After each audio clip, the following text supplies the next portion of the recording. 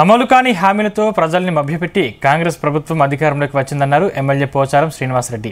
Harish Rao సవాల్ను స్వీకరించకుండా CM Revanth Reddy పారిపోయారని ఆరోపించారు.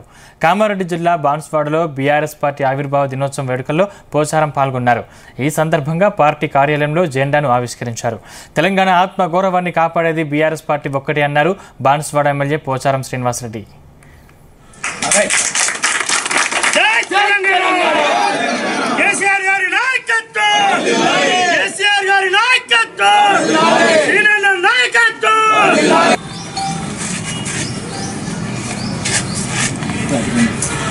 Congress party గతి August 15 తారీఖు వల్ల ఇవన్నీ అమలు చేస్తే మా హరీష్ రావు గారు శాసనసభ్యత్వానికి రాజీనామా చేస్తున్నాను. నిన్న అమరవీరుల స్థూపం దగ్గర పెట్టేచ్చాడు. నువ్వు పోయినావా? నువ్వు ఇచ్చిన రాజీనామా?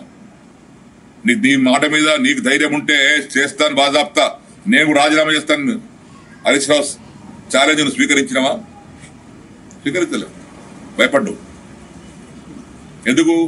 నీ పట్ల నీకే విశ్వాసం లేదు, చేస్తాను నమ్మకం లేదు, అందుకే ఛాలెంజ్ స్వీకరించలే.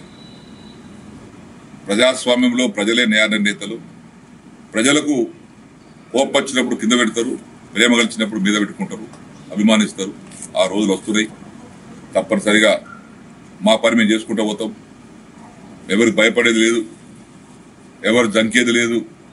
ధైర్యంగా తెలంగాణ ప్రాంత అభివృద్ధి కోసం మా ఊపిరినంత వరకు తెలంగాణ కోసం పనిచేస్తాం. తెలంగాణ ప్రజల కోసం అంకితమవుతాం.